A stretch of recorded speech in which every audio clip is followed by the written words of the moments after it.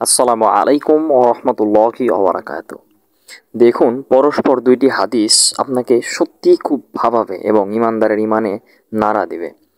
যার অন্তরে সরিষা সমপরিমাণ ইমান আছে সে জাহান্নামে যাবে না। অর্থাৎ যে ব্যক্তির অন্তরের মধ্যে সরিষা পরিমাণ ইমান আছে, আল্লাহর প্রতি আস্থা বিশ্বাস, সে জাহান্নামে যাবে না। এর পরিপ্রেক্ষিতে ঠিক আরেকটি কথা, সেটি হচ্ছে যার অন্তরে সরিষা সমপরিমাণ অহংকার আছে সে জান্নাতে যাবে না। বড়ই আশ্চর্যের বিষয়। এখানে প্রথম কথাটি ছিল হচ্ছে যে যার অন্তরে সরিষা পরিমাণ ঈমান আছে, আল্লাহর প্রতি বিশ্বাস আছে, সে কখনো জাহান্নামে যাবে না। বিচারের মাঠে সে জান্নাতে যাবে, সে সফলকাম হবে। তারই পরিপ্রেক্ষিতে বলা হচ্ছে যার অন্তরের মধ্যে সরিষা সমপরিমাণ অহংকার আছে সে ব্যক্তি জান্নাতে যাবে না, কাল বিচারের মাঠে তার অবস্থান হবে জাহান্নাম।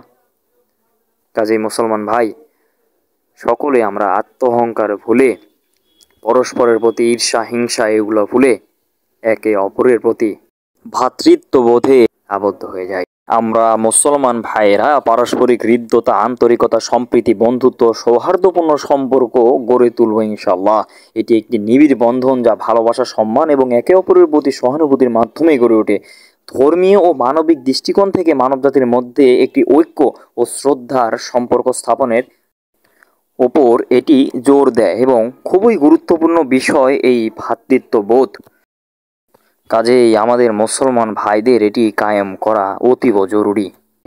মহান আল্লাহ তাআলা আমাদের কাল বিচারের মাঠে সফলকাম করবেন সকলকে ইনশাআল্লাহ। আসসালামু আলাইকুম ওয়া রাহমাতুল্লাহি ওয়া বারাকাতুহু।